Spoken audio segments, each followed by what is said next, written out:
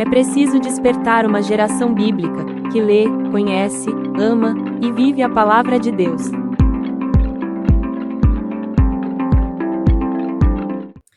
Olá, seja bem-vindo, seja bem-vinda ao nosso podcast Geração Bíblica. É uma alegria ter você aqui conosco novamente. E nosso terceiro episódio, dessa temporada comemorativa pelo centenário de nascimento do Padre Caetano, nós estamos trazendo, algumas pessoas que, foram importantes nessa história e sabe muita coisa dessa história também, porque fizeram experiência com o Padre Caetano. E hoje a gente tem um convidado muito especial, que é muito importante para nós da Nova Jerusalém. A gente tem um carinho muito grande por ele. E está aqui conosco hoje o Marco Antônio Tourinho. Seja bem-vindo, Marco. Bom, bem-vindo também, muito honrado em estar aqui para partilhar um pouco da experiência que eu tive com o Padre Caetano.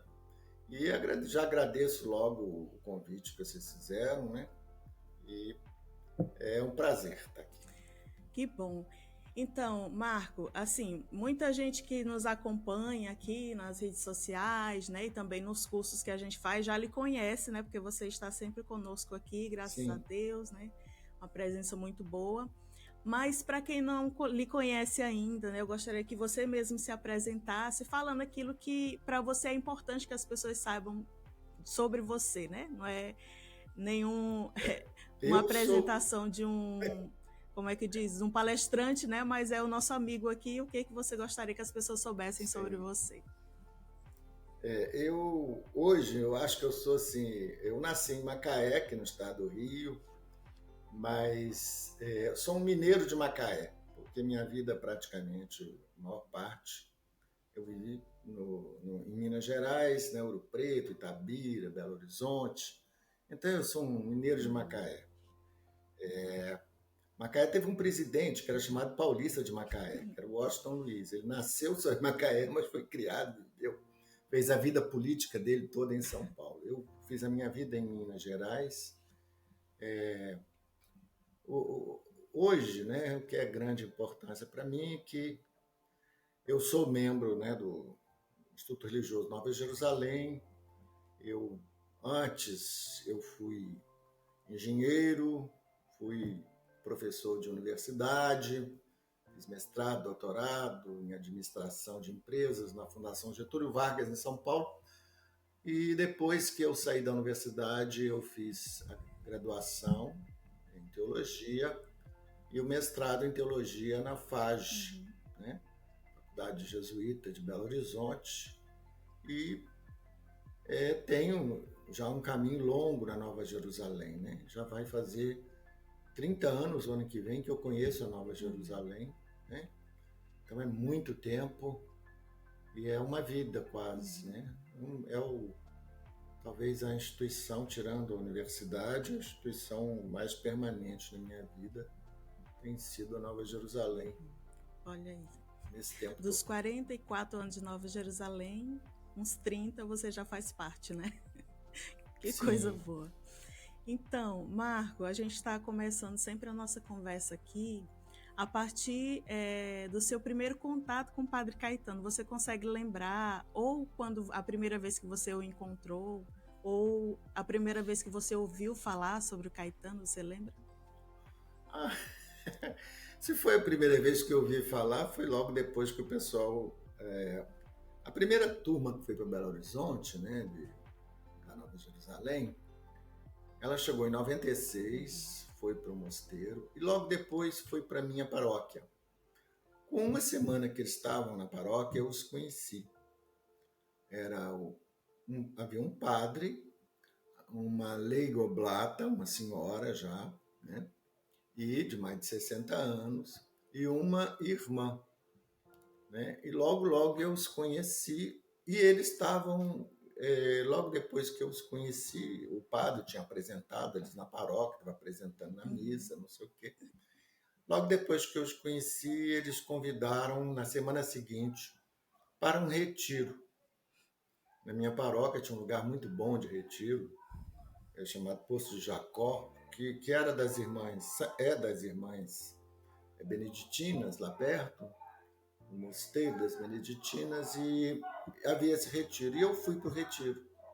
E eu gostei, achei interessante, sabe? E achei que veio em resposta a alguns pedidos que eu fazia na oração, sabe? Porque eu já tinha sido despertado para estudar a Bíblia, ler Bíblia, eu tinha já uma boa bibliografia do que eu conseguia fazer de uma forma muito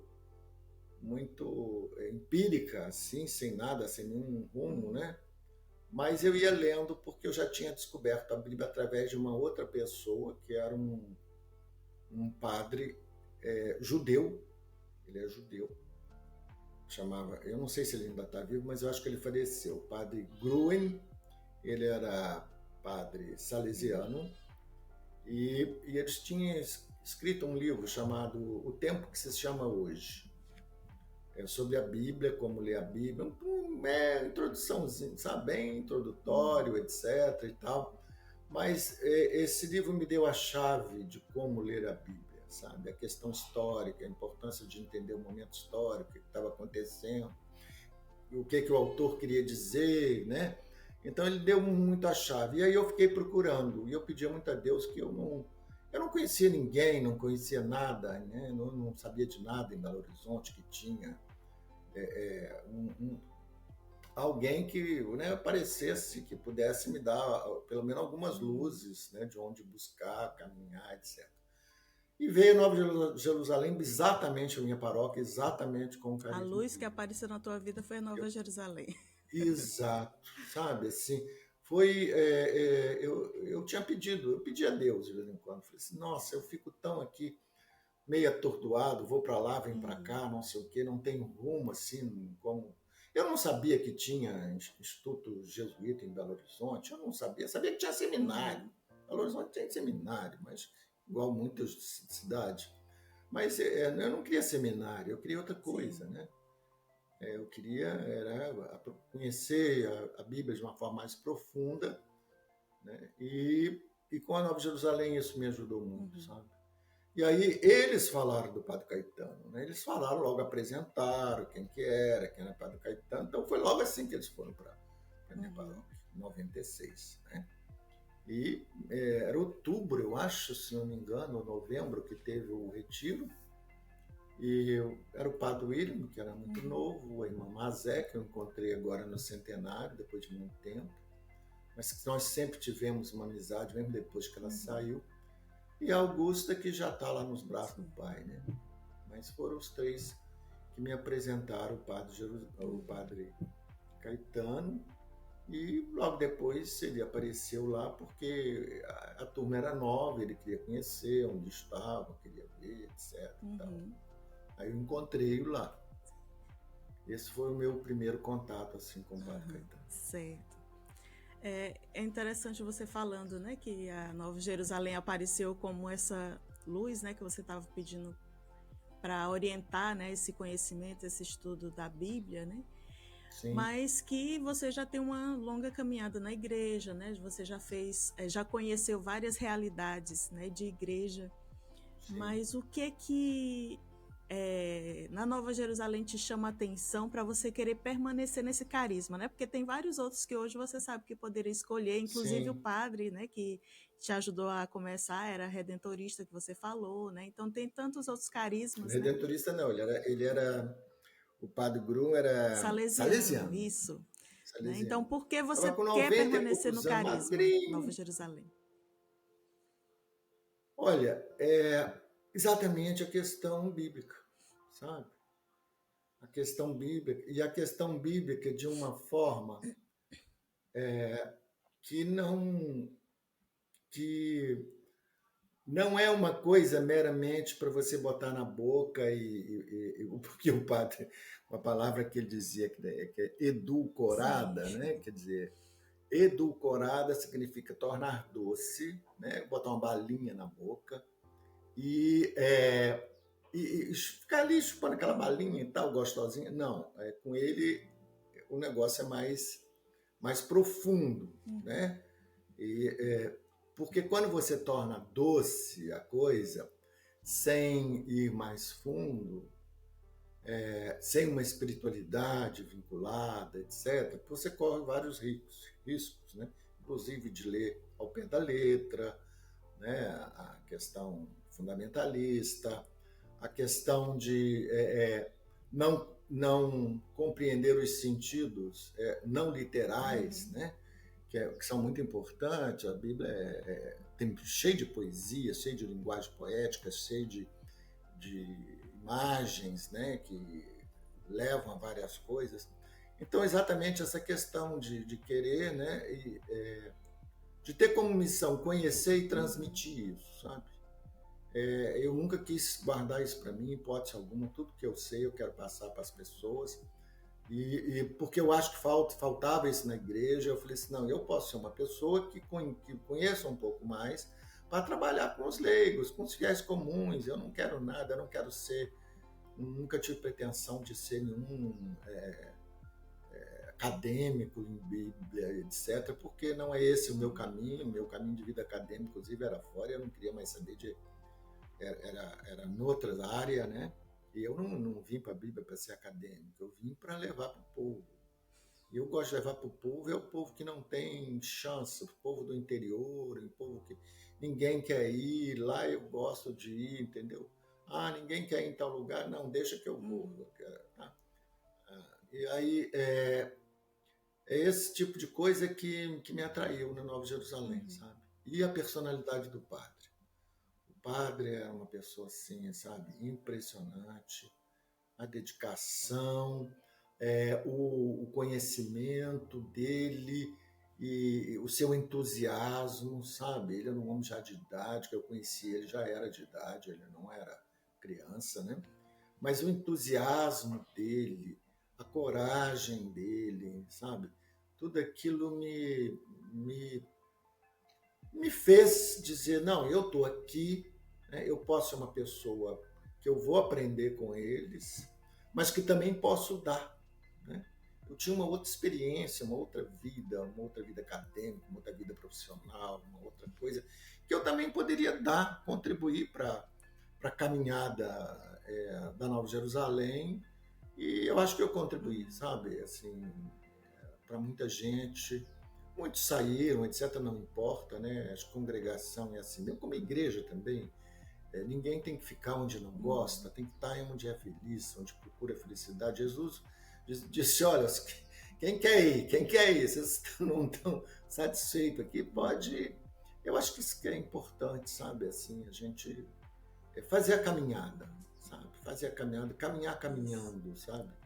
E com aquele entusiasmo, com conhecimento, com a busca do conhecimento, com a vontade de ser sincero e ser autêntico, sabe? Ser sincero e ser autêntico nessa caminhada, nenhum outro interesse que não seja caminhar com Deus e caminhar no conhecimento e na fé, sabe? No episódio anterior, né, da semana passada, a irmã Aila falava nesse sentido de que muita gente já passou pela Nova Jerusalém, muita gente ainda vai passar, mas que cada um contribuiu com aquilo que pôde, né? Então ele foi chamado para algo, realizou algo, né? Então essas pessoas que você conheceu, né, que saíram da Nova Jerusalém, mas que foram caminhos, por exemplo, né, para você se aproximar da Nova Jerusalém, né? Então cada um foi contribuindo. Eu achei muito. Eu digo que da turma que foi, só ficou eu. Eu acho que a missão deles era ir lá e te puxar para Nova né? Jerusalém, né? Eu digo que ela foi para lá para isso, porque ela também ficou pouco tempo na minha paróquia. Com 3 anos, eles saíram da paróquia e foram para outra paróquia. As irmãs saíram, foram para um asilo, né? Trabalhar junto com os idosos, né? Lá de São Vicente Paula. Elas foram para lá e eles foram para Vespasiano. E então, daqueles iniciadores, né, dos primeiros, né, uma já morreu, os outros também saíram, etc. Mesmo os leigos, porque formou-se um grupo de leigos lá há um certo tempo, mas eles eram todos da minha paróquia e depois que eles saíram, os grupos foram saindo, as pessoas foram saindo, ou também porque mudaram de Belo Horizonte, Sim. foram para outros lugares. A vida vai caminhando as pessoas para muitos lugares, né? Mas eu acho que ao mesmo tempo, quer dizer, elas estiveram ali, elas conheceram um pouco mais da Bíblia, um pouco mais de conhecimento, e eu acho que saíram, pelo menos em alguns aspectos, enriquecidas com o que receberam, né? E também com o que doaram, né? Nós também enriquecemos com isso, todos nos enriquecemos, né? Nós vemos esse mundo uns para os outros, não mais do que para isso, né? E caminhar na fé, né? Buscar aquele que nos criou, né? Com tanto amor. E eles passaram, mas restou eu, né? Nesses 30 anos. Já tem quase 30, falta um ano e pouco. E aí, enquanto você... 28 anos, restou eu, mas assim Deus quis, né? A vontade dele, não é? E aí, enquanto você falava, né, dessa expressão que o padre Caetano usava do edulcorado, né? Me veio à mente aquela imagem lá do Apocalipse, né? De que quando a gente come o livro, parece doce, mas depois se torna amargo, né? E a gente já viu aqui, né? Vocês que estão nos acompanhando, que o Marco Antônio procurava uma coisa mais profunda, né? Só aquele docinho do começo já não satisfazia ele, né? E ele é um estudioso da Bíblia, né? Quando ele, né, começa a estudar um tema, ele vai a fundo mesmo, pesquisa, né? Como ele falou, ele era da outra área, né?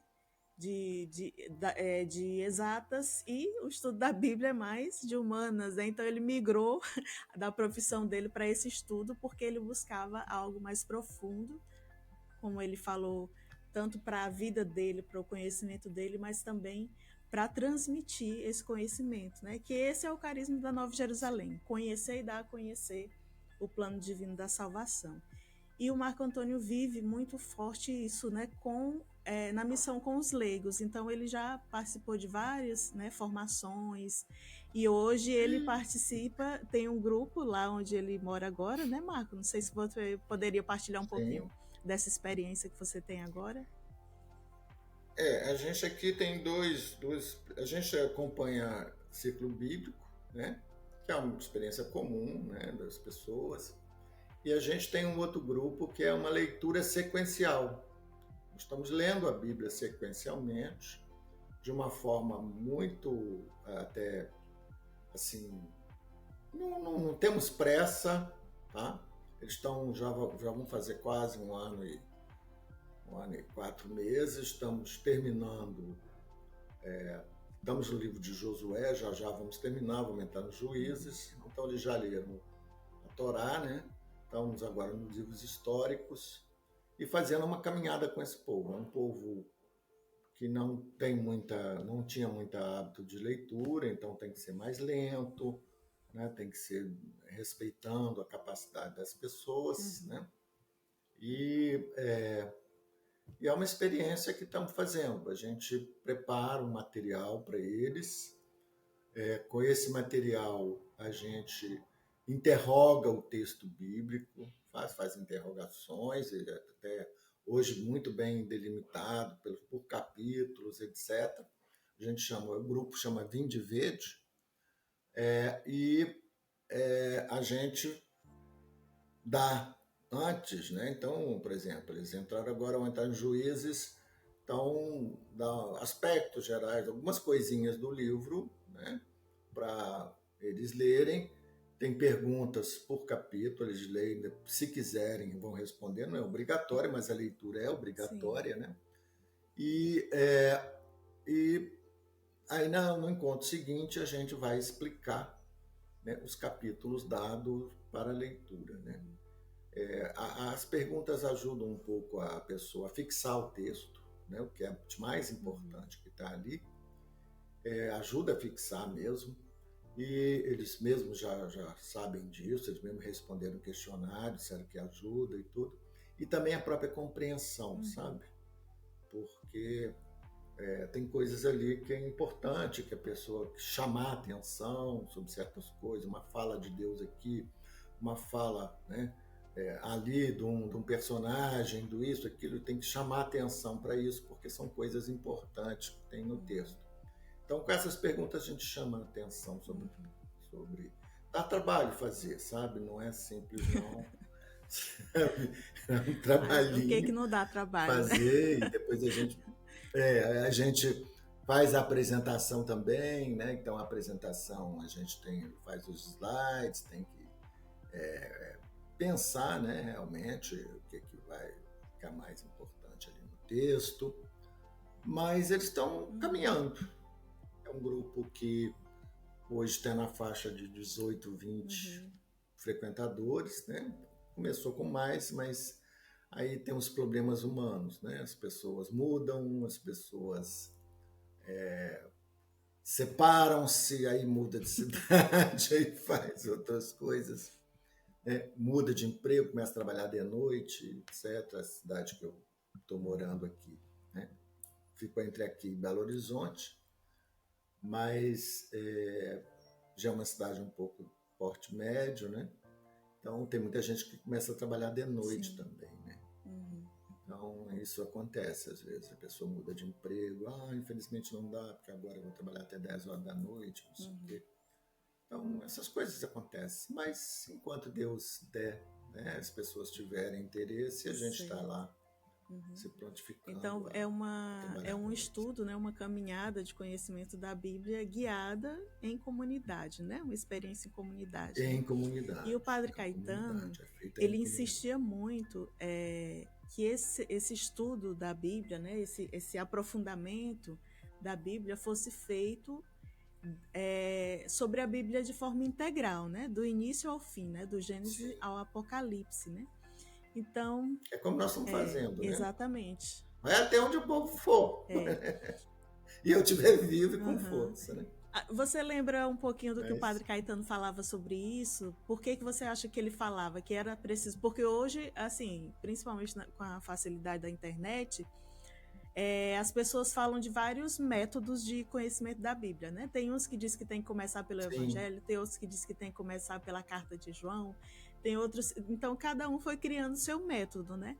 Mas o método que o Padre Caetano nos ensinava, né, e orientava que as pessoas deveriam fazer é começar do Gênesis e chegar no Apocalipse para conhecer, né, essa linha condutora dessa história, que é uma história só, né? Então, você lembra um pouquinho dele falando sobre isso? Lembro, e acho que é o seguinte, o Padre Caetano, ele dizia que, primeiro, né, isso de pensar livros, igual eu estava pensando quando eu era comprava achava um livro, ia ali e tal, lia. Isso de pensar livros ou de alguma coisa, claro que a pessoa conhece, mas a pessoa não tem noção do conjunto da Bíblia, sabe? Do que é o conjunto da Bíblia. Isso hoje, inclusive, eu acho muito sério, né? Porque a gente tem uma série de denominações que usam muitíssimo mais, praticamente quase que só o Antigo Testamento. Mesmo se dizendo cristão, os evangelhos e outras, ou então ler Paulo, né? Alguma coisa de Paulo, mas assim, dos próprios evangelhos, às vezes fica eu acho que é meio empobrecido, né? E a gente não pode ter imagem de Jesus a não ser com o Antigo Testamento. A gente vai ter ali por causa dos profetas, por causa da história, por causa da fé de Israel, por causa de tudo, né? Então ele achava, olha, tem que ter os dois. Você tem que ler do início ao fim, porque tem que ter todo o Antigo Testamento e todo o Novo Testamento. Isso era a primeira coisa. Então, a presença dos dois testamentos, né? Integral, conhecer tudo da Bíblia. Segundo, ele dizia que a gente não podia menosprezar a capacidade do povo, sabe? Isso eu acho muito importante. Ele respeitava muito a capacidade. Ele dizia, ele tinha a visão do Vaticano II, quer dizer, que é bem típico, que a Bíblia não foi feita para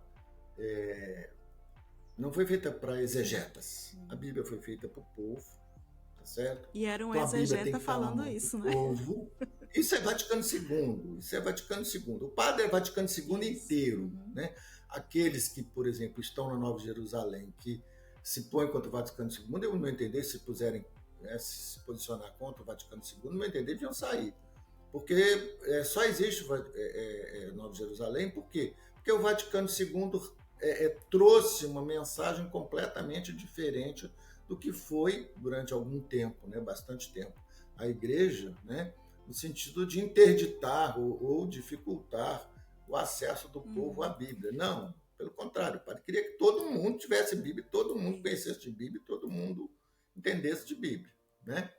Essa era a coisa dele. Então, isso é Vaticano II. Ele tinha essa crença de que foi feita para o povo, né? Então, para a dona Mariazinha, para o pescador, para a dona de casa, para o comerciante, para isso, para aquilo, para o menino, para o velho, né? Para o jovem, para o velho. Ele não tinha essa coisa de que a Bíblia é para doutor, não. Ou para padre Esses só, dias, né? enquanto a gente está Religioso, celebrando o religiosa, não. centenário, né, a gente está partilhando alguns testemunhos. E algumas pessoas partilharam que não sabiam ler e que foi a partir dessa experiência com o padre, de conhecer a Bíblia, que começaram a ler, né? Então, assim, só para destacar essa visão do padre, de que até mesmo aqueles que não sabiam ler podiam ter esse acesso e conhecer essa palavra, né? Que bonito essa busca do padre de alcançar É a todo experiência mundo, que né? eu tenho, né? Eu tenho, nesse grupo que eu tô, tem muitas pessoas que não tinham o hábito de leitura, não, sabe? Tem pessoas que não tinham esse hábito de leitura. Mas, como tem essa obrigação, né, de ler os capítulos, né? E aí, por exemplo, Josué, a pessoa chega lá e pergunta: o que vocês acharam de Josué? Aí logo alguém disse: não, fiquei escandalizado. Né? Porque tem que escandalizar Sim. mesmo, né? O que está dito ali, de uma época, né, de 2000 anos e tanto atrás, né, numa condição e uma visão de Deus, do Deus terrível, né? Do Deus terrível. Então as pessoas ficaram escandalizadas, né? Que Deus é esse que manda passar todo mundo na faca, né? Mas eu falei: espera, quando chegar em juízo, vocês vão ver que essa história aí está muito mal contada. Essa história de Josué aí não é a história que os juízes contam. Vocês já vão ver isso. Por isso que é importante conhecer tudo, Sim. sabe? Porque tem igreja, por exemplo, que insiste muito, lê muito Josué, porque é a época da conquista. Aí vai transformar a conquista da terra na conquista dos bens materiais que você tem que conquistar hoje, né? Mas espera lá, aquilo é um relato da Bíblia que no outro livro é muito diferente do que está ali em Josué.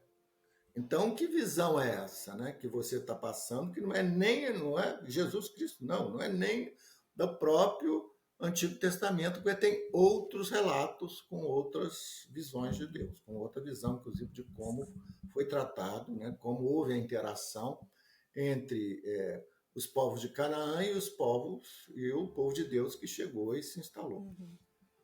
Então, o padre tinha isso, respeitar o texto todo, né? Bíblia para todos, porque o povo pode entender. Respeitar a capacidade do povo, não ficar querendo transformar, sabe, em coisinhas muito simples, só dar aquele essencialzinho, não. Dar ao povo, porque também se a gente não oferece ao povo uma coisa um pouco maior, né, de maior nível, ele nunca vai ter nível, tá certo? Ele dizia: olha, é preciso, porque senão nunca vão ter pessoas que atingem a um nível maior e seja despertado para uma Bíblia, para um estudo maior, né? Um aprofundamento. Então é preciso se dar ao povo o melhor, sabe? E ele ainda dizia mais, né? Assim, o primeiro curso de Bíblia, as aulas, né, que você vai explicar a Bíblia, o status dela dentro da fé, etc., várias coisas, diz assim: tem que ser os melhores professores, os dos primeiras aulas, dos primeiros coisas. Por quê? Porque a pessoa está se deparando com uma nova visão da caminhada de Deus, do povo de Deus, do livro, o que ele representa, né, nessa caminhada, etc. Então, são os melhores professores, vocês coloquem nos cursos introdutórios e nas primeiras aulas, vocês coloquem. Ele recomendava isso, sabe? Então, o padre tinha muito respeito, sabe, assim, por essa questão. Ele era contra essa coisa. Inclusive eu, né, quando eu fui dar o primeiro retiro lá e fui fazer através, né, do Metalexia Divina, ele logo na primeira vez, antes do curso, ele virou e falou assim: eu não gosto de Lexia Divina, você vai do coral. Eu falei: padre, a CELAM está querendo que o católico conheça o método, saiba o método da Lexia Divina, etc. E eu participei do encontro com o Weissensee, que era Paraguai, mas era do Uruguai, padre no Uruguai, e estava servindo na CELAM, na parte bíblica, né?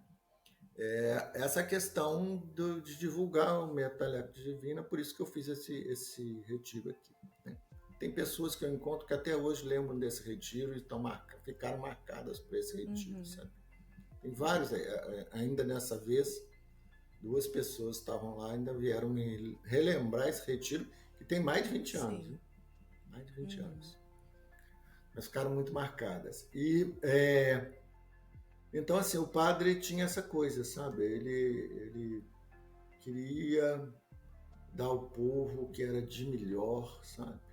E essa coisa do Vaticano. O slogan dele, né? O lema dele, né? Construir uma geração bíblica, né? Fazer uma geração bíblica na igreja. Isso é coisa de Vaticano II, né? Antes não se tinha isso, construir uma geração bíblica na igreja. Isso é tudo consequência da mentalidade, né, da cultura, né, da visão sobre o leigo, a importância do leigo, a importância do fiel, a importância da Bíblia, né, a importância da revelação divina, né, com a Dei Verbo, e tudo que veio, isso é tudo o Vaticano II. Senão, se não tivesse havido Vaticano II, eu acredito que ele estaria o quê? Seria um monge do mosteiro de Orval até o fim de sua vida.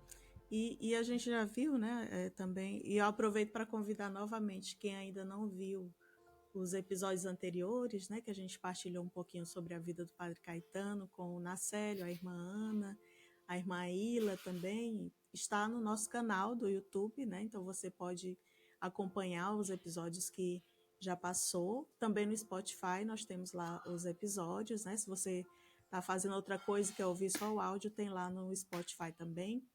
E a gente falava que o Padre Caetano, depois do concílio, ainda no mosteiro lá de Orval, teve essa possibilidade de abrir para que eles pudessem ensinar para quem era de fora, né? E a gente falava, mas quem ia era só as pessoas de uma alta classe, que tinha carro, que tinha acesso ao mosteiro, né? E isso não satisfez o Padre Caetano, porque se não fosse esse despertar do Concílio Vaticano II para ir até as pessoas mais simples, né, de ter essa abertura, ele poderia ficar lá ensinando Bíblia para as pessoas que iam até o mosteiro, mas ele queria levar aquela experiência do mosteiro para fora, né? Então, isso é uma experiência bonita do Padre Caetano. O Padre Caetano, né, com essa experiência dele de ter ido para Roma, estudado, Vaticano II, etc., né, ele era um homem diante do seu tempo, isso eu não tenho dúvida nenhuma, sabe? Ele estava adiante do tempo. O sonho que ele tinha para a igreja era um sonho, sei lá, né, quando vai realizar essa terra prometida dele, né? Eu não sei né, se vai se realizar algum dia, se não vai, não importa. O importante é caminhar. Sim, sabe? O importante é caminhar. Não é à toa que eu, às vezes, quando eu relembro aquele... Me passa na cabeça o livro dele sobre Cadés, né? Que até parece que alguém disse na Europa, de Fortaleza vem alguma coisa boa, né? Pode vir alguma coisa boa na teologia bíblica, né? Mas a mesma coisa isso foi dito para Jesus, né? O Cadés é um marco, porque Cadés foi um ponto que separou a caminhada, ficou ali um certo tempo e depois ficou zanzando, dando volta no deserto, porque não conseguia autorização, né, para atravessar a terra de Edom. É mais ou menos isso que eu acho que a igreja ficou muito parada, né, nessa questão da Bíblia, etc., né? E não só dando parada mesmo, nem volta dava, né? E era preciso atravessar. O Vaticano II atravessou isso, né? Atravessou essa coisa que foi muito difícil, né? Por isso que, olha, eu sou de uma época diante do Vaticano II. Eu era criança e jovem quando o Vaticano II terminou, eu tinha 13 ou 14 anos. 14 anos. Então, mas eu vi o que era a igreja antes, né? O povo respondia latim, mas não sabia o que estava respondendo. Muitas mulheres ficavam durante a missa, como não entendia nada, levavam o terço e ficavam rezando terço durante a missa. Então, eu me assusto muito quando vejo gente nova que não viveu isso, querer uma volta, dizer, a missa de sempre foi em latim, foi isso. Gente, não, primeiro que nunca foi. A igreja sempre teve outros ritos, outras línguas, né? As igrejas orientais, elas falam outras línguas, elas celebram com outros ritos. A própria igreja romana tem vários ritos. Existe o rito bracarense, que é de Braga. Existe o rito toledano, que é de Toledo. Existe o rito ambrosiano, antiquíssimo, de Santo Ambrósio, em Milão, entendeu? Então, existem vários ritos que não apenas o tradicional romano. Isso sempre teve dentro da igreja, sabe?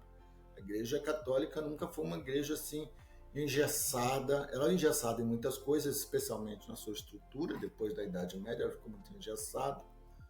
Mas a Idade Média em diante, e criou, né, uma coisa, inclusive, que agora foi totalmente rompida, por exemplo, né? Na Idade Média se criou uma visão de que assim, havia duas classes, os espirituais e os carnais. Quer dizer, os espirituais eram os monges, os religiosos, etc. e tal, né? Para esses, então, é que tinham que estudar, conhecer Bíblia, fazer né, a sua espiritualidade, etc. E os carnais eram os fiéis comuns, né? Nós, né? E os fiéis comuns não tinham muito acesso a isso, né? Graças a Deus, o Vaticano II acaba com qualquer resquício disso, né? A partir do conceito povo, e diz, ó, é do povo que a gente tira os monges, as religiosas, etc. Então, o povo é mais importante, né? O que é importante é o povo de Deus e essa caminhada. E as pessoas não são ordenadas, não se consagram, né? A não ser aqueles que vão para clausura, fechado, só, né, ora e labora, etc., como foi o Padre Caetano, né? Até um certo tempo, mas as pessoas se consagram para o povo de Deus, né? Para servir o povo de Deus. Então se consagram a Deus para servir, tanto que depois que um padre é ordenado, ele é enviado, é um envio, né? O importante é o envio da pessoa, né? Um padre não se consagra para si mesmo apenas, ele se consagra para o povo de Deus, né? Ele vai servir o povo de Deus. O padre tinha muito isso, sabe? Essa coisa dele. Por isso que ele quando eu vi algumas vezes e tentei que ele falava, volta lá na Bélgica, vai ver seu parente, vai sair daqui um pouco, sai desse ambiente. As 2 vezes que eu fiz, te dou a passagem, você vai para lá, ver seu povo. Ele falou, não, meu povo é aqui. Eu quero morrer aqui no Pirambu, porque eu sou daqui, hoje eu sou daqui. E na realidade era mesmo, porque ele viveu mais ali do que na Bélgica, né? Mesmo tendo ficado alguns anos lá, né? Fora, ficou um tempo fora também, né? Da Bélgica, na guerra. Mas ele viveu muito mais aqui do que lá. E aqui era a sua vida mesmo. Eu adorava o Ceará, adorava sol, né? Adorava tomar sol de manhã, sentava, botava uma bermuda, às vezes tirava a camisa e tomava sol ali, que é importante também por questão de saúde, né? De vitamina D, etc. Ele sabia disso, né? Então tinha a hora dele do sol, que era a hora sagrada, muito sagrada dele de tomar sol, a questão de vitamina, etc. D. E ele tinha essa preocupação, sabe? Mas ele gostava muito do Pirambu, do Ceará e também do Nordeste. Ele falava muito do Nordeste, mas do Ceará ele tinha muito amor ao Ceará e ao Pirambu. Sim. E então, assim, convidando, né, as pessoas que estão nos acompanhando, que querem, né? O Marco Antônio falou, no começo eu queria estudar, mas não sabia por onde ir, e muita gente que procura a gente, né, para estudar e pedindo uma orientação por onde começa, também tem essa dificuldade, né? Por onde eu vou, por onde que eu começo, Sim, né? E a proposta do Padre Caetano é a mesma que nós ainda, né, orientamos as pessoas a fazer. Começar a leitura do Gênesis, percorrer todos os livros até o Apocalipse. Então, se você está disposto, né, a fazer essa leitura, né, começar esse aprofundamento bíblico, você pode encontrar lá no nosso site www.irmãsnovajerusalém.com.br. Você encontra lá um roteiro dessa leitura. Então, você tem lá todos os livros, né, do Gênesis ao Apocalipse. Você pode baixar, né, esse arquivo e você vai fazendo o acompanhamento dessa leitura, né, para não se perder e também para ir motivando a sua leitura a partir daquilo que você vai vendo que vai evoluindo, né, na sua leitura, né? Então, você pode encontrar esse arquivo lá no nosso site, baixar para você fazer a sua leitura, né? Então, gente, vocês já viram que o Marco é alguém que gosta de estudar, né, de aprofundar o conhecimento sobre a Bíblia, como ele mesmo já falou.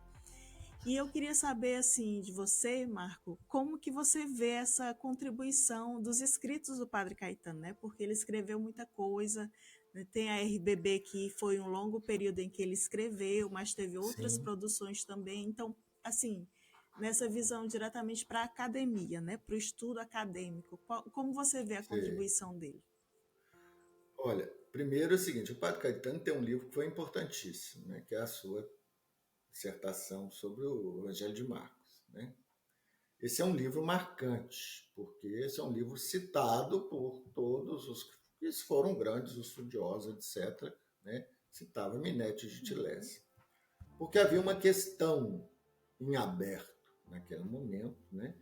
Que é a negativa de Jesus a ser reconhecido como Messias. E um autor pegou isso para dizer, tá vendo, o próprio Jesus não queria ser Messias, o próprio Jesus era isso, e ele vai então estudar e fazer os argumentos desse autor e os argumentos que ele vai para explicar essa questão do segredo, né? Por que Jesus queria um segredo messiânico, né? Que razões existiam? Então esse é um livro importante, mas é uma tese longa, né?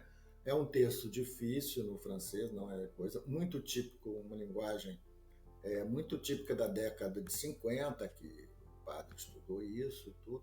Então, esse livro eu considero importantíssimo. Eu digo isso até porque a gente teve acesso ao texto, né, em francês, e eu trabalhei junto com uma outra irmã numa tradução parcial disso até um certo ponto. Depois ela iria continuar e parece que Uhum. continuou. Mas é um livro impublicável porque é um livro muito grande, né? Muito grande, não é uma linguagem fácil, né? É realmente assim mais para o tipo de público, né?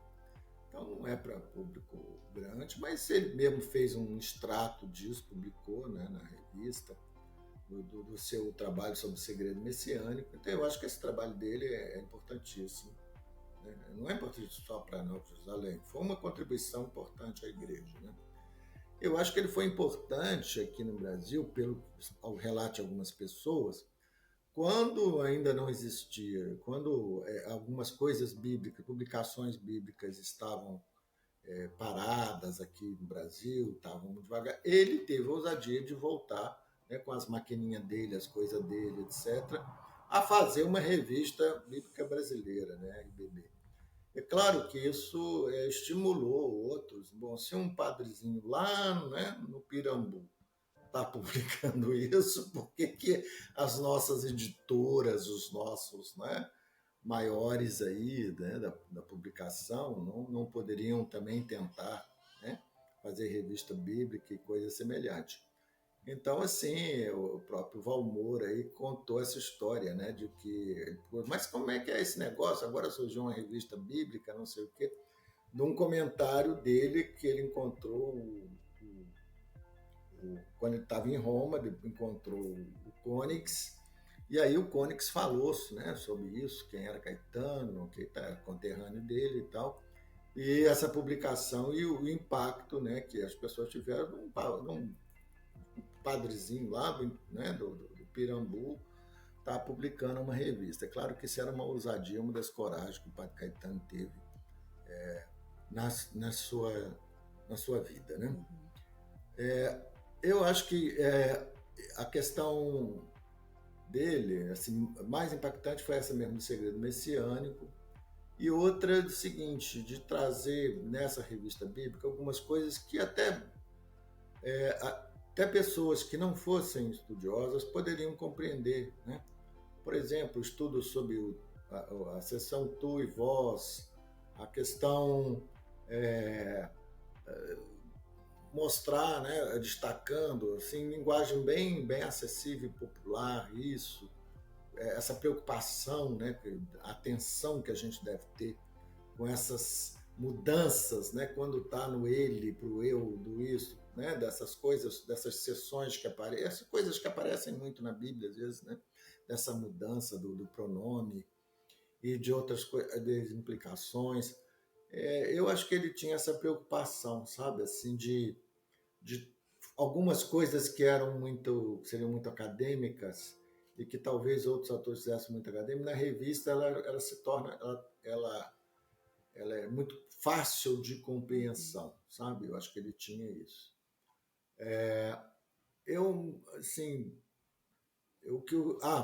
No caso, ele teve outras coisas que ele publicou no sentido de tornar acesso, né? Por exemplo, o compêndio que ele faz da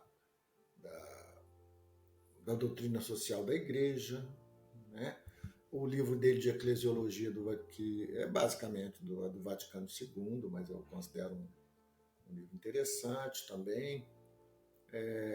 Algumas coisas que eu considero interessantes, sabe? Mas o grande gancho que eu acho, a grande coisa mesmo que ele fez, é essa sua preocupação de que a Bíblia fosse de todos, sabe? De que a Bíblia chegasse ao povo, essa construção de uma geração bíblica, tudo isso eu acho assim, porque ele não só propunha, não, ele fez. Enquanto ele viveu, ele tentou fazer isso. Ele viveu o que ele propunha. Né? Não era uma coisa ideal, assim, fora do mundo, não, era a vida dele, era essa sua... Ele se dedicou tudo a isso, né? Totalmente a isso. E isso eu acho que foi a sua grande contribuição à igreja, sabe? Eu acho que a igreja, ter gente como ele, não foi o único que se inspirou no Vaticano II para criar grupos voltados à divulgação da Bíblia. Surgiram outros, mas é o Espírito Santo que naquele momento, através da sua ação no Vaticano II, inspirou pessoas, né, que com esse espírito um carisma e o espírito como o Padre Caetano tinha, de criar, né, grupos que se encarregassem dessa missão, né, que é uma missão difícil, não é simples, né, porque é uma missão que exige muito do ponto de vista de dedicação, estudo, etc., né? Por isso mesmo que nunca vai ser Nova Jerusalém nunca vai ser uma congregação grande, né? Não é essa, não é carisma fácil, né? Não é carisma até de fácil compreensão, né? No círculo bíblico que eu estou, né, aqui participando, que participo um no outro e tal, uma pessoa que já está no grupo talvez há uns 8 meses, né? Eu falei que tinha ido a Fortaleza falar do centenário do padre, não sei o que e tal, e a professora, e o que é que vocês fazem? Né? Eu falei, faz isso que eu estou fazendo aqui. O que é que vocês fazem?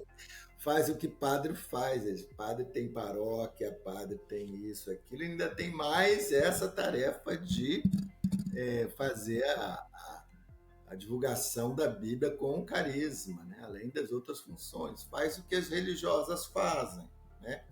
Coordenam catequese, né? coordeno não sei o quê, dá um curso, ensino em faculdade, ensino Bíblia em faculdades, tanto padres quanto religiosas, né? E a gente leigo está aí trabalhando no meio dos leigos para que eles conheçam mais a Bíblia. Sim. Né? E é o que eu faço aqui. Estou no meio de vocês aqui e de vez em quando eu dou os meus pitacos aí para poder levar a conversa, destacar alguns aspectos, né? Que quem não tem assim, um trato maior, uma malícia maior com o texto bíblico, às vezes não consegue perceber, né? Sim. Tem uma malícia no sentido de observar detalhes e coisas que são importantes, que às vezes nos passam desapercebidos, né? Malícia nesse sentido. Porque passa mesmo. A gente que não tem... Olha, a gente lê um texto 10 vezes, né? E às vezes ainda descobrem coisas, né? Eu me lembro de um retiro que eu fiz para as irmãs, em que entre os textos usados, eu botei o reencontro de 2 irmãos, né? Que foram inimigos e que quando se reencontram depois, né? Um morrendo de medo do outro, né? Esaú e Jacó. O Jacó morrendo de medo do irmão, que o irmão ia fazer isso, e o irmão chega, pega ele pelo pescoço e abraça, igual a descrição, praticamente igual a descrição que existe do Pai misericordioso. Né? Um irmão que tinha sido, que criaram entre si um laço terrível de inimizade, de disputas, né? E que aí eu me lembro de uma irmã nossa, pessoa já bem caminhada, assim, engraçado, eu passei nesse texto não sei quantas vezes, nunca observei que isso aqui lembrava, porque eu chamei atenção. Quer dizer, mesmo para nós que somos assim, que temos o hábito, às vezes, de ler, né? Muitas vezes, do início ao fim, às vezes, a própria Bíblia, e fora encontrar esse texto em várias celebrações, às vezes mesmo nós não nos atentamos a certos detalhes.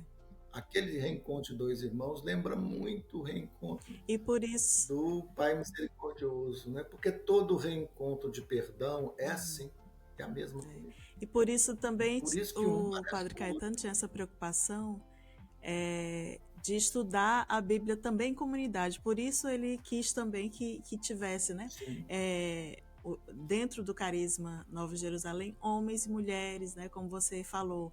Ele queria que senhoras, homens, família, casados, solteiros, todo mundo tivesse... E como especialistas em Bíblia, ele fala assim, não, precisamos de mulheres, porque elas têm... O padre era contra o machismo, mas ele não era machista, de hipótese alguma, nunca foi. Né? Nem na congregação, nem na igreja. Ele tinha uma visão bem diferente.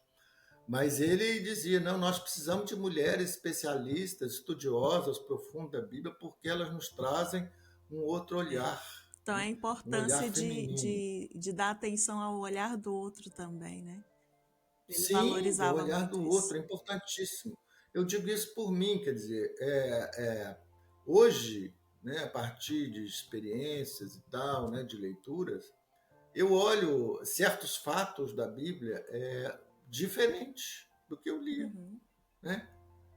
Quando a filha de Jacó é estuprada, né, e tal, ela passa silenciosa. Falam os irmãos, falam o que estrupou, sabe? Vários falam, mas o sentimento dela em momento algum está ali, sabe? O cara se propõe a casar com ela, os irmãos não aceitam porque foi uma desonra, etc. E aí faz uma mortandade, uma coisa terrível. Talvez um dos relatos mais violentos da Bíblia é exatamente esse dos filhos de Jacó. E esse estupro da irmã. E aí você vê, quer dizer, o que me despertou isso? Hoje foi essa preocupação que as mulheres têm, né?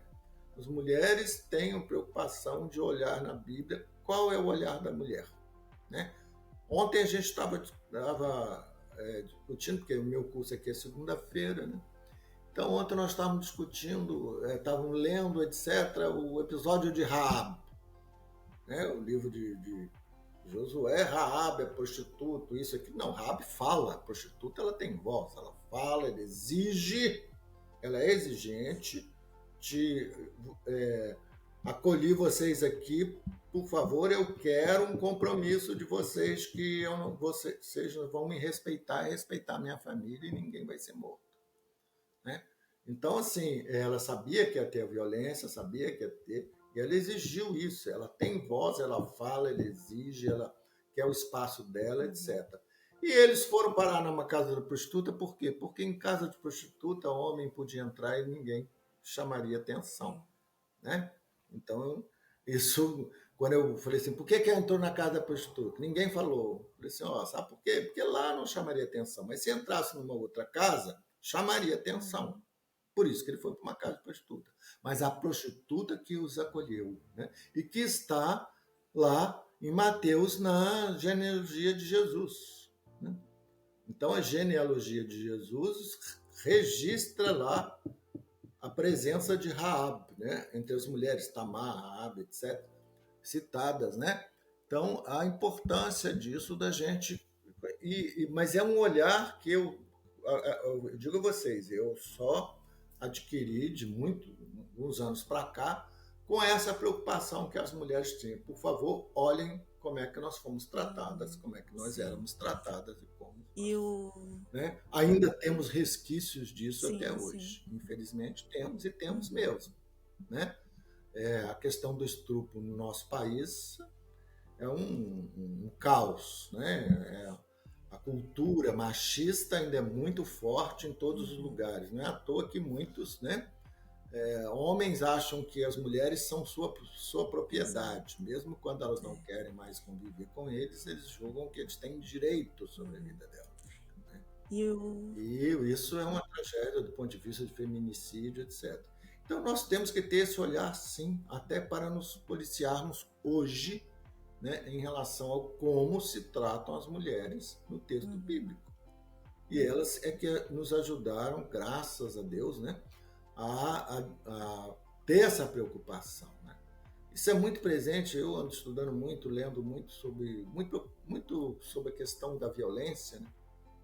Que nós estamos numa era em que a violência... a gente está vendo em Gaza aí essa coisa horrorosa, imensa, né? Sob silêncio, né, das demais potências, etc. Né? E outras coisas mais que nós estamos vivendo. E a gente precisa ter muito esse olhar, sabe? Quem é silenciado na Bíblia? Por que foi silenciado? Por que não fala? Né? Mas algumas, ainda bem que Raabe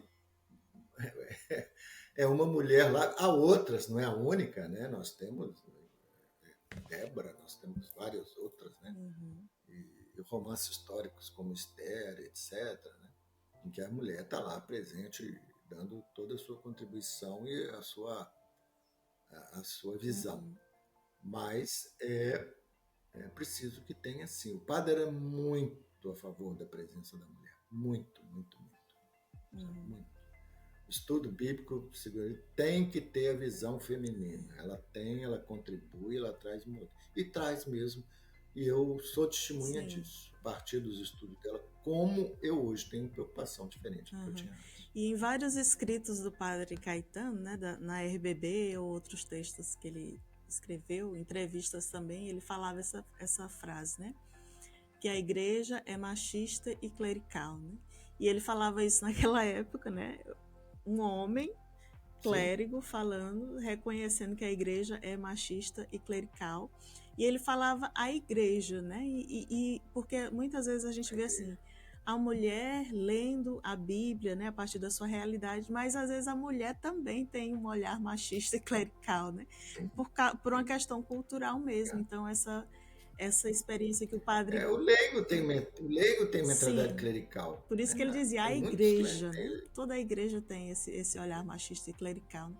E o padre Caetano, ele não só ele reconheceu, né, o papel da mulher, a importância dela nesse estudo, né, da Bíblia, do conhecimento da Bíblia, como também ele via que a mulher também tinha que aprender a ter esse olhar que é próprio dela, porque a mulher sempre se acostumou a ver as coisas a partir do que o homem queria, né? Então, a Bíblia foi ensinada a partir Sim. dos homens, né? A catequese era toda feita a partir da realidade do homem, né?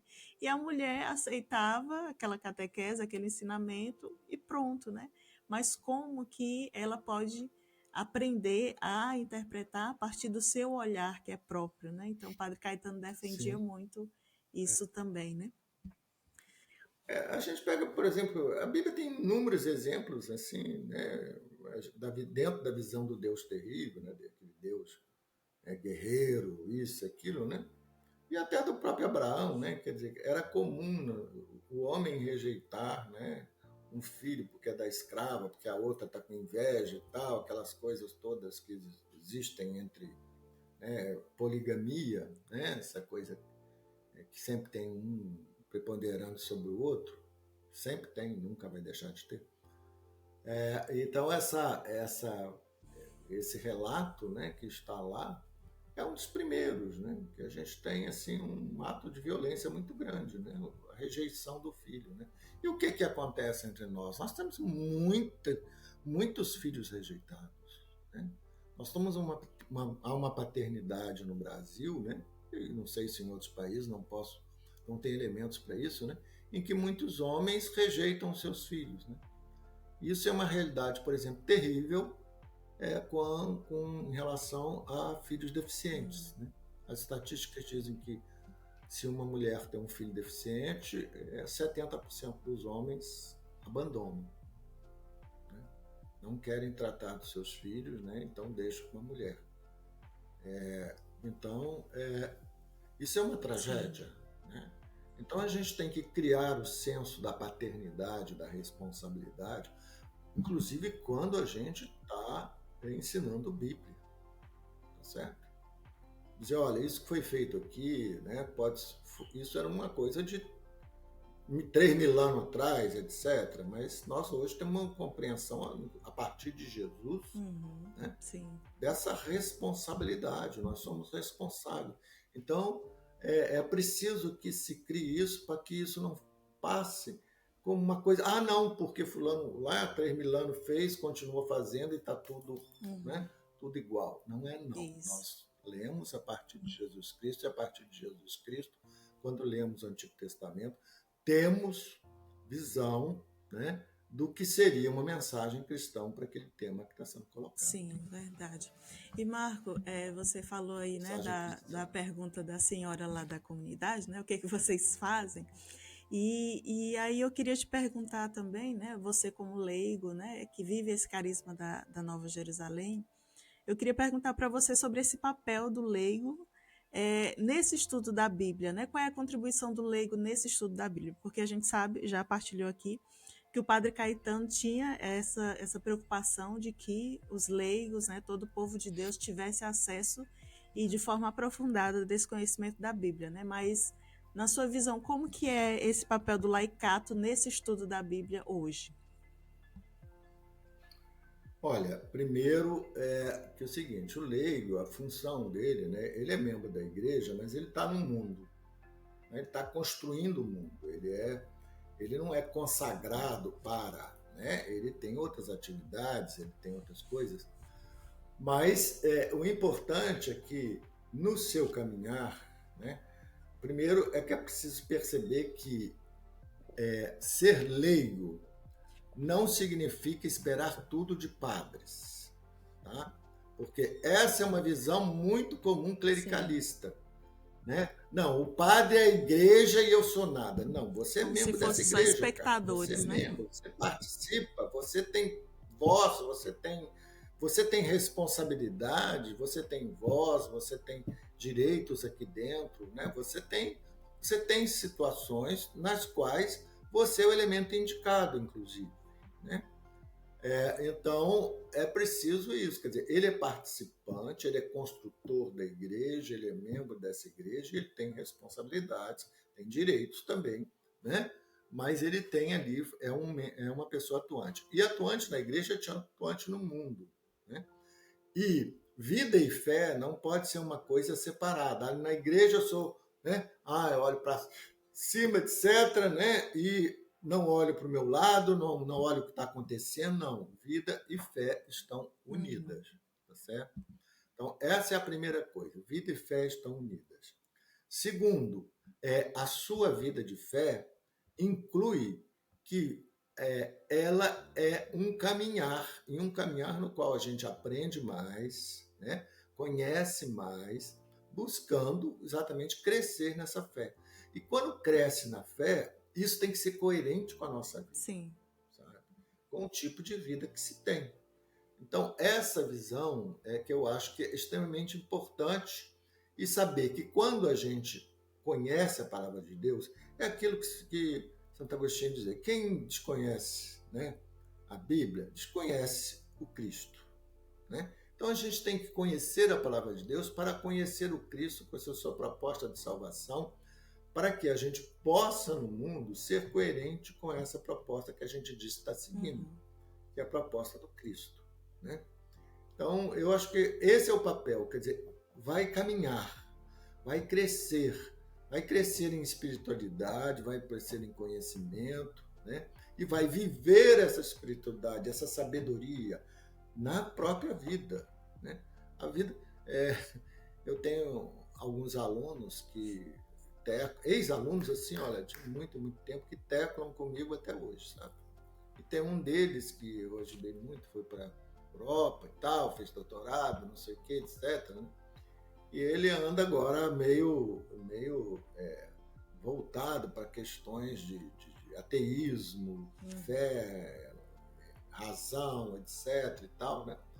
E ele faz uma leitura da Bíblia mesmo, sendo um homem de coisa que está muito comum, inclusive, sim. Né? A coisa muito comum hoje de a leitura, porque o crítico, o ateu, muitas vezes faz uma leitura da Bíblia igual o fundamentalista. Sim. Ele acha que aquilo que está ali, né, está dizendo, olha, a Bíblia tem absurdo, diz que o sol parou, diz que não sei o quê, etc.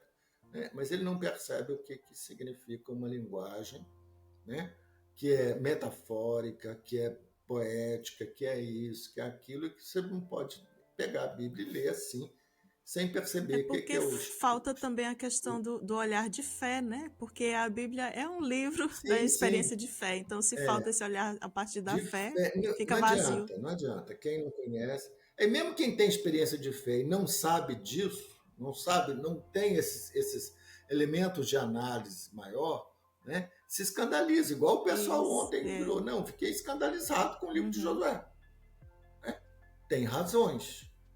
Né? Mas então vamos sentar aqui e vamos ver o que é. E falei assim, esperem livro de Juízes, porque lá a descrição da conquista é muito diferente. Né? Inclusive, desmonta muito o livro de Josué, né? A visão que apresenta o livro de Josué. Então, quer dizer, falta essa pessoa. E eu falei assim, na Bíblia tem muito livro de sabedoria. Aí eu falei, tem livro de sabedoria. Aí eu contei para ele o seguinte, olha, quando eu tinha mais ou menos uns 15 anos, no Brasil tinha alguns jornais muitíssimos melhores do que hoje, né? E tinha um jornal, se não me engano foi o Correio do Amanhã, que tinha um caderno domingo assim, de cultura, maravilhoso. E ele convidou os maiores intelectuais, escritores, etc., para fazer a lista dos livros, os 10 livros mais importantes que eles leram na vida. E aí tinha escritores de literatura, vários, gente, os melhores, né? Drummond de Andrade, Bandeira, não sei o quê, Guimarães Rosa. Os clássicos. Era assim, grandes. Os clássicos da literatura e de outros. Por exemplo, o Otto Maria Carpo, que era um cara que escreveu História da Literatura Ocidental, enfim, outros. Um cara que migrou para cá, que chama Paulo Roney, hoje a filha dele, inclusive, escreve muito no Globo. que era húngaro, que também migrou para o Brasil na época da guerra, se não me engano, e que era também grande escritor do ponto de vista de estudos e tudo, e perguntou quais eram os 10 livros. Nesses 10 livros, eu fiquei muito espantado, porque eu encontrei o Eclesiastes. Isso dito por autores que eram, muitos deles, agnósticos, alguns ateus, né? Outros crentes de vários, sei lá, de vários credos, etc. Aí eu falei para ele assim, e pois é, e eles colocaram lá na sua lista o livro do Eclesiastes. E o livro do Eclesiastes é um livro de sabedoria, né? Que é um homem velho contando a sua experiência de vida. E aí ele foi e leu, sabe? Ele foi ler o livro do Eclesiastes. E ótimo, sabe? Que depois ele veio, ele comentou para mim, né, o que ele achou. Eu falei, pois é, na Bíblia tem muita coisa disso, porque na Bíblia tem palavra humana e palavra de Deus. Exatamente. E você não consegue distinguir o que é uma coisa da outra.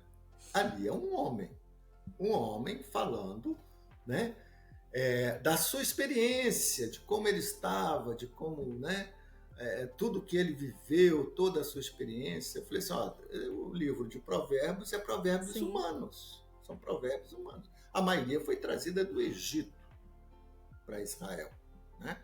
Mas é uma sabedoria humana, então tem palavra de Deus, palavra, né, humana, mas essa palavra humana foi reconhecida como edificante, ela edifica, ela é capaz de trazer ensinamentos que são bons para a vida. Se são bons para a vida é dom de Deus, então é inspirado por Deus. Traz uma vida melhor, né? Um aspecto melhor da vida. Então é muito interessante, porque pelo menos lá para o conceito dele, né? Que ele hoje diz que é ateu e que não sei o quê, mas que está discutindo, eu acho que ele está discutindo com ele mesmo, sabe? Se ele é ou se não é, essa coisa. Eu tentei mostrar que, olha, você precisa conhecer mais para você fazer a crítica que você faz, tá certo? Vai conhecer, vai estudar, vai isso, que você vai descobrir muito mais coisa na Bíblia do que você anda falando. Né? Porque está falando sem conhecimento. Então, né? Mesmo o ateu que queira, mas ele tem que falar com conhecimento, ele não pode falar, né? No desconhecimento. E a gente falando, né, desse papel do leigo, né, nesse estudo e também nessa difusão, né, da Bíblia, do conhecimento bíblico. Sim. É interessante porque, assim,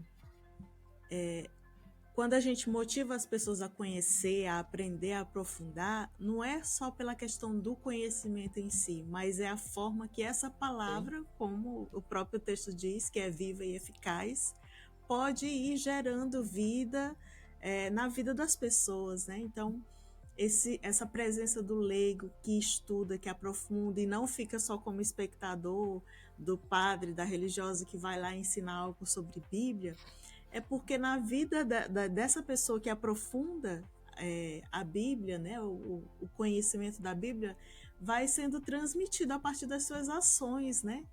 Então, e também, Marco, você começou a falar sobre a experiência que você teve no movimento bíblico, né, que tinha lá na sua paróquia, né? Que era um grupo de leigos, né? Então, eu queria que você falasse um pouquinho mais sobre essa experiência, né, do movimento bíblico Nova Jerusalém, que aconteceu lá em Belo Horizonte, e também qual era, né, a visão e a intenção do Padre Caetano diante desse movimento bíblico que aconteceu em Minas Gerais. Bom, a gente tinha um grupo que tinha assim umas 15, 18 pessoas, mais ou menos, né, que foram mais fixas durante alguns anos e, né, fizeram seu juramento, etc., né, começaram a caminhar no conhecimento bíblico, né, e a gente fez também, ao mesmo tempo na Jerusalém, a gente fez um curso também com as Paulinas, que chamava Bíblia em Comunidade, né? E visão global. Depois fizemos outros cursos, né? Essas pessoas também fizeram. E a gente começou a trabalhar, inclusive em algumas paróquias, multiplicando, sabe? Por exemplo, lá em Sabará, uma das experiências mais bonitas que eu tive na minha vida foi em Sabará, sabe? Em Sabará, a gente passou a dar curso, ter um grupo, não sei o que e tal, e começamos a ter atividades em alguns locais, né? E esse grupo, durante algum tempo, ele se manteve, né? Depois, por problemas aqui que não convém, não dá espaço para a gente discutir, né? Primeiro, algumas pessoas foram embora de Belo Horizonte, saíram, etc. E outras situações, até internas a Nova Jerusalém mesmo, né? O grupo foi se desfazendo. Mas durante um bom tempo, o grupo caminhou, sabe? A gente tinha um encontro mensal de confraternização e a gente tinha encontros semanais de estudo, sabe? Encontros semanais e tal, e era bem interessante. E a gente se reunia na casa das pessoas. Por exemplo, a minha casa, durante muito tempo, inclusive as irmãs participaram também, né? Muito.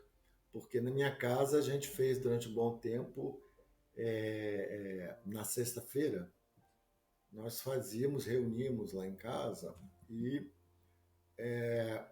fazíamos leitura orante. Foi exatamente aí que eu vim fazer uma coisa em Fortaleza, depois usando, por exemplo, mas usávamos temas. Tá? Por exemplo, era a época da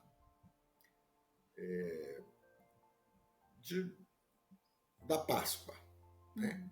Então fazíamos nos 4 evangelhos, o que tem sobre a Páscoa? Então fazíamos a cada sexta-feira uma leitura sobre a Páscoa, uma leitura orante. E era muito interessante, e assim, sobre a paixão, pegávamos coisas. Era muito interessante porque não só se fazia, como se tinha essa comparação do mesmo relato nos 4 evangelhos, né? Como se a gente estivesse trabalhando esse contexto temático, né?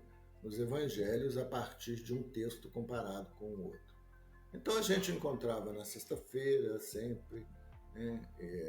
Sempre tinha esse encontro sexta-feira, e uma vez por mês nós fazíamos um encontro que era assim, vamos fazer um almoço coletivo, cada um levava, sabe? Fazíamos esse encontro que era mais festivo. E durante bastante tempo esse grupo aconteceu. Né? E o padre Caetano A Maíra esteve, participou né, nesse muito. grupo? Ele esteve presente. Teve. Você lembra da experiência da presença dele? Conhecia todos. Nós fomos também, depois uma vez, uma parte desse grupo, nós fomos a Fortaleza. Ficamos aí em Fortaleza, entendeu? O grupo foi. Então, assim, se não me engano, foi até um aniversário da Nova Jerusalém que nós fomos, sabe? Assim, passar em janeiro. E o pessoal também aproveitou para fazer férias, etc., mas a gente foi também. Então era um grupo assim, mas depois por vários motivos, inclusive internos mesmo, né, tudo.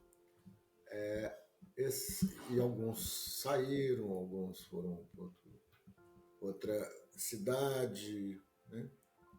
E acabou, o grupo não se manteve, né? O padre, numa certa altura, queria que eu liderasse a questão dos leigos, né? E a primeira coisa que ele mandou, você tem que ir a Fortaleza, você tem que ir a Fortaleza, você tem que ir a Fortaleza. Só que eu cheguei em Fortaleza, a maioria, um bom número das pessoas não aceitavam isso, de que um cara de outro lugar viesse.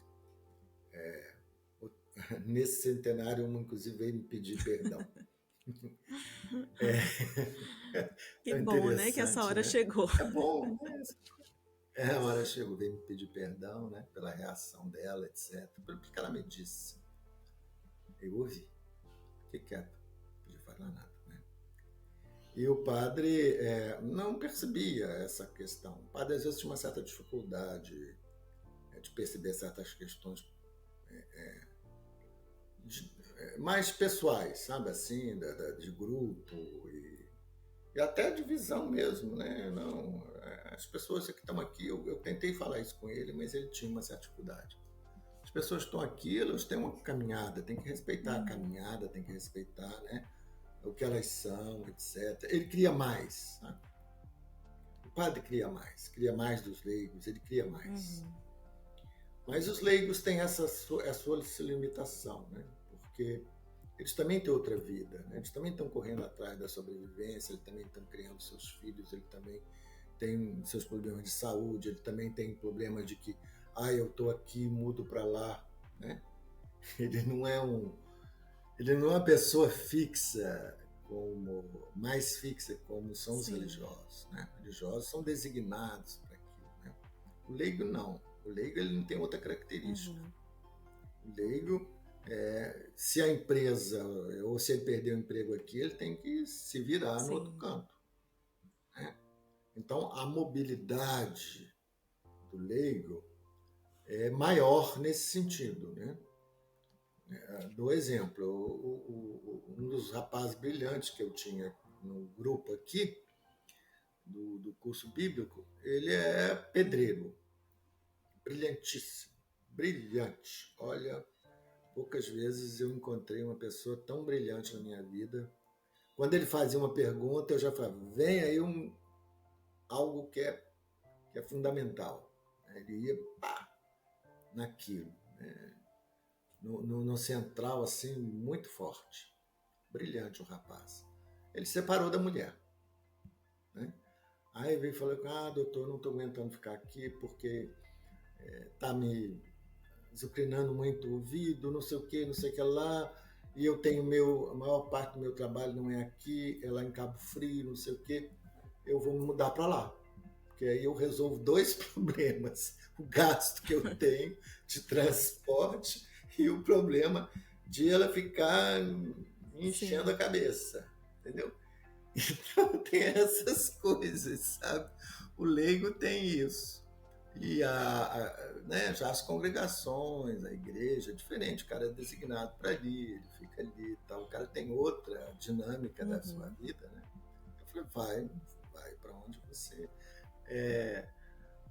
vai se sentir mais feliz, né? Deus quer isso e continue lá, vai lendo, etc. Sim. Então é isso, é diferente. O padre queria muito mais dos leigos. Nossa, a conversa que ele teve comigo era muito diferente, sabe? Mas a gente tem que entender isso, né? Que é um universo diferente. Eles estão construindo o mundo. Construindo o mundo com a sua família, né? Com o seu trabalho, com a sua participação comunitária e social, né? Que política, que é importante, né? Que a igreja considera importante, né? Sua cidadania. Né? A questão da cidadania é importante, a igreja valoriza isso. Né? Cidadania, especialmente cidadania do ponto de vista, inclusive, religioso, né? Do ponto de vista cidadão do mundo que veio para construir esse mundo. Né? Não veio aqui para ficar olhando só para cima, não. Olhar para o lado, né? Nós viemos um para os outros, né? E para os outros tudo é permitido, né? Mas nem tudo convém. Exato, né? Exatamente. E nós somos livres para amar, nós não somos livres para destruir. Nós somos livres para amar, né? Por isso o escândalo da guerra, né? O escândalo do genocídio, o escândalo dessa coisa terrível que nós andamos vivendo, que é né, realmente o que dizia Francisco, nós estamos na Terceira Guerra Mundial aos poucos. Infelizmente. É verdade. E assim... Mas é isso, mas na esperança, sabe? A esperança, ela não só não cansa, né? A esperança nos empurra para cima e nos empurra para caminhar. Tem que continuar caminhando e sabendo, olha, no fundo, o mal não vence, sabe? O mal é enganoso, sabe? O mal, tem hora que ele é muito poderoso e as pessoas acham que o mal é eterno, não é mesmo? Por isso que o Papa Então Leão não é XIV já começou, né, no discurso inicial dele dizendo: o o mal mal não não é vai eterno. vencer, né? Já começou logo O mal falando não é essa eterno. afirmativa aqui para a gente não É, esquecer. isso é fundamental. Fundamental a gente ter isso na mão, né? Que passa. Quantos poderosos a gente já viu aí fazendo coisas terríveis e que daqui a pouco eles né? Então, desaparecem, né? Eles perdem o poder, eles são substituídos e o povo continua caminhando. É isso aí. Exatamente. Então, assim, para quem está nos Mas é isso. acompanhando, né, só para recordar, né, que o carisma da Nova Jerusalém hoje é vivido pelos irmãos, né, irmãos e padres, que é do Instituto Masculino, as irmãs do Instituto Feminino e também pelos leigos, né, da Nova Jerusalém, né? Então, se você também gostaria de conhecer, né, esse ramo da Nova Jerusalém dos leigos, pode entrar em contato com a gente, que a gente explica para vocês um pouquinho de como acontece, né, esse movimento leigo, que é um movimento muito bonito, né, de famílias, leigos, solteiros, casados, jovens, idosos, mas que vivem conosco esse carisma, né, de estudo da palavra e difusão também dessa palavra de Deus, né? Então, se você quiser conhecer um pouquinho, pode entrar em contato conosco. E Marco, já chegando aqui no finalzinho da nossa conversa, né? Eu queria assim saber, porque esse é o terceiro episódio que nós fazemos nessa temporada comemorativa dos 100 anos do Padre Caetano, e a gente ouviu tanta coisa bonita dele, né, da contribuição, mas eu queria saber assim para a sua vida, né, da sua experiência que você teve com ele, o que ficou mais forte de tudo isso, todas essas experiências, as histórias vividas que você presenciou ou não, qual foi assim um elemento que você disse, isso ficou mais forte, foi o que o Padre Caetano deixou mais forte na minha vida, na minha experiência? Mais forte que ficou para mim é o seguinte, é que ele era um homem de coragem, era um homem que não desistia, sabe? Ele tinha persistência, ele era um homem assim, um homem que acreditava muito nas pessoas, muito. Talvez por isso tenha tido tanta desilusão com as pessoas, sabe? Talvez fosse até ingênuo. Mas ele acreditava muito nas pessoas. E ele também criava muita expectativa sobre as pessoas, sabe? Criava demais. Sofreu por causa disso, sabe? Ele esperava muito das pessoas, esperava muito mais dos leigos, ele esperava muito mais de alguns religiosos, sabe? Assim, que ele punha muita esperança, ele esperava muito, sabe? Mas hoje, avaliando, né? Eu acho que ele estava certo, sabe? A gente aposta, a gente espera das pessoas, a gente confia nas pessoas. Se as pessoas depois nos decepcionarem, não foi por falta da nossa confiança, sabe? Se as pessoas não corresponderam à expectativa, não foi por falta de apoio. Gente, quando a comunidade foi para lá, eu olhava para ele, como ele tratava os que foram, inclusive uma senhora de 60 anos, mais de 60. Eu lembrava de meu pai quando eu saí de casa com 10 anos. Parecia que ele estava com aquela preocupação, assim, sabe? Que nada podia faltar para eles, nada. Que eu falei, gente, se faltar alguma coisa, o pessoal bate o telefone aqui e fala com ele lá. Ele vinha, filhinho, filhinha, não está faltando nada, você está bem, você está isso. Uma preocupação, assim, de pai, sabe? Assim, e parecia que eles eram adolescentes, né? Ou crianças, como eu saí de casa com 10 anos para 11 anos. Fui fazer 11 anos no Rio de Janeiro. E aí, então, essa questão dele, assim, sabe, era muito forte, essa coisa dele de confiar, de esperar, de colocar expectativa nas pessoas, era muito forte nele. Era muito forte, sabe? E não foi por falta de apoio dele que as pessoas não atingiram aquilo que ele queria, sabe? Porque ele apoiou. Sim. Ele apoiou. Ele ia a Belo Horizonte, conversava com o bispo, ia na Fage, não sei onde, tal, tarará.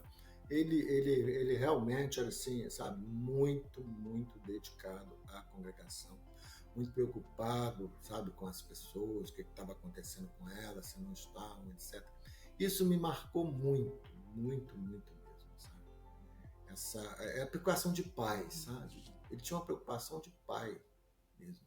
Só parecia meu pai que com 10 anos, não, você tem que estudar, porque você tem que estudar, porque a cidade não tem, não sei o quê, bababá, então vai para lá, vai não sei o quê e tal. E aquela coisa mesmo assim, vai estudar, meu filho, vai estudar aquela coisa. E todo o apoio que eu puder te dar, eu vou te dar, eu vou, sabe? Então era uma coisa assim que lembrou muito essa questão que eu vi no meu pai, quando, né? Só que ele agora estava lidando com adultos. Sim.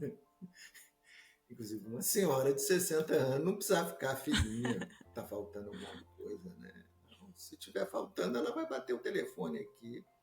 Não havia celular, mas havia telefone, ligava, né? Ligaria e dizia. Né? Então, isso eu acho que era importantíssimo nele, sabe? Por isso que eu acho que ele adotou tanta criança, né? Eu acho que ele confiava também que podia transformar essas crianças abandonadas, né? As crianças em situação de precariedade, etc., em seres humanos melhores. Né? Ele acreditava mesmo. Né? E eu acho que ele arriscou tudo na vida dele por causa das pessoas, né? Desse valor que ele dava à pessoa, Tudo. né? Perdeu... Por amor a Cristo, por amor à palavra de Deus e pelas pessoas. Tudo. Exatamente, né? Ele largou toda aquela segurança que, de certa forma, o mosteiro dava para ele, né? A estabilidade naquele lugar, para poder alcançar as pessoas, né? E poder fazer essa experiência. Nesse centenário eu pensei muito sobre isso, sabe? Porque, não só porque eu pensei sobre ele, o que era marcante nele, né? Essas coisas todas. Mexeu muito comigo, centenário. Não só comigo, com outras pessoas também que depois disseram que saíram muito mexidas, sabe?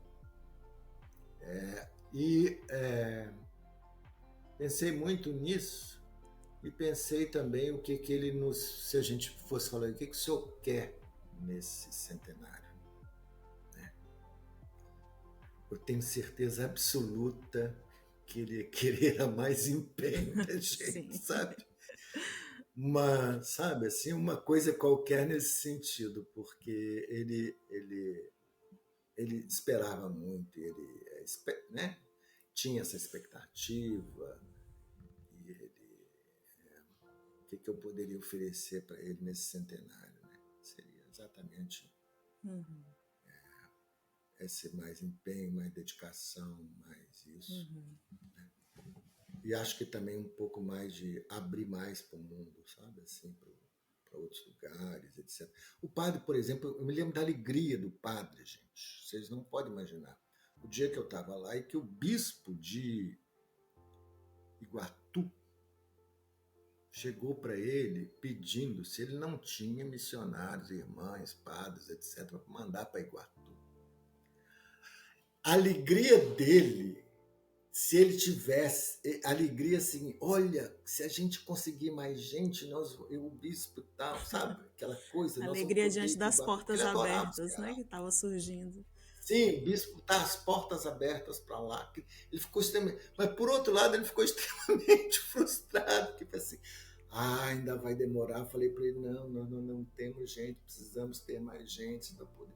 Então, assim, era uma sensação... Ele tinha... Ele me contou essa escola, que tinha sido, né, contactado pelo bispo de Iguatu e tal.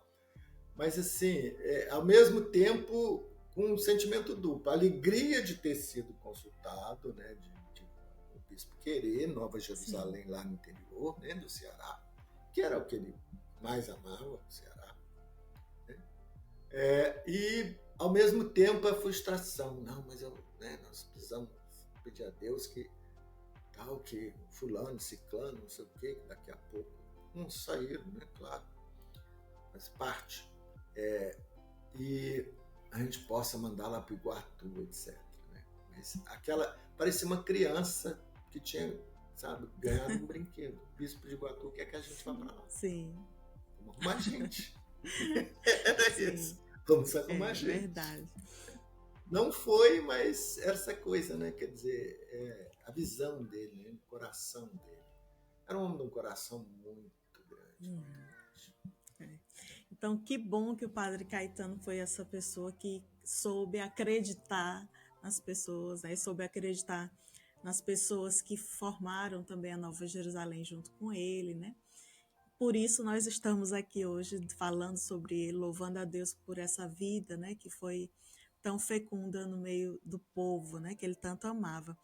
Então a gente vai, né, encerrando a nossa conversa aqui tão boa, né? Falar sobre Bíblia, sobre o Padre Caetano. A gente teria muito mais coisas para partilhar, né? Mas aí, Marco, eu gostaria que a gente finalizasse, né? Já você já se despedindo, né, do nosso encontro, mas que você deixasse uma mensagem para o leigo na igreja hoje, né? Qual é a mensagem que você gostaria de deixar, né? Você como leigo na igreja que vive esse carisma, que busca esse conhecimento da palavra de Deus, né? O que você poderia falar para o leigo hoje? Olha, primeiro eu vou falar para os nossos leigos da própria Nova Jerusalém, Sim. sabe? Eu acho que os daí, que já são numerosos, estão fazendo uma caminhada interessante agora, pelo menos, assim, estão estruturando a questão da formação, e eu acho isso fundamental. Sim. Estruturar a formação, eu acho isso fundamental. Essa é a primeira coisa. A segunda é que é um passo posterior, né? Que é, depois dessa formação, fazer o quê? Né? Que missão assumir? Né? Eu acho que essa é uma pergunta que eles têm que missão assumir. Porque a gente não forma para ficar para a gente. A gente faz formação para levar, crescer, etc., mas também para levar. Então, essa é a segunda pergunta. E para o leigo na igreja, né, o que eu tenho a dizer é o seguinte: a história da igreja, ela começa com pessoas comuns, como nós. Né? O leigo é essa massa, né, que foi crescida depois com o conhecimento, né, com a missão de Paulo e de outros, né, mas eram pessoas comuns como nós, né, com a sua casa, seus problemas, seu isso, seu aquilo, né? Mas o grande elemento que tem, né, no leigo é exatamente isso, é porque ele está no mundo. Ele é lá no mundo que você tem que levar a sua mensagem, né? É lá para onde você está. Vai levar com o quê? Com a coerência da sua fé e sua vida. Nós temos que crescer na nossa fé, mas nós temos que ser coerentes com a nossa vida. Não, sabe? Porque é aquilo que eu acho que é uma frase importantíssima de Dom Helder Câmara. Né? Para a maioria das pessoas, o evangelho que elas vão ver é aquele que você dá com o seu testemunho da sua vida. Sim. A maioria das pessoas é isso. Né? Qual o testemunho que eu dou de vida? Né? Foi aquilo que a mulher perguntou: o que vocês fazem? Fazem o que eu estou fazendo aqui. Né? Então, é o meu testemunho de vida de estar num grupo na segunda-feira, de estar na terça-feira no outro grupo, de estar, sabe? É esse testemunho de vida que vai dizer para o outro o que é. O que eu posso dizer para ela? O que a Nova Jerusalém faz? Faz o que eu estou fazendo aqui. Tá? Só que eu faço aqui no grupo, o outro faz na faculdade, né, dando aula de Bíblia, a outra faz na catequese, né, porque ela é dedicada a isso, ela estudou, então é especialista em catequese, vai dar catequese. Enfim, cada um no seu ramo vai fazer aquilo, mas levando para o outro. Sim. Então, para o leigo, eu digo isso.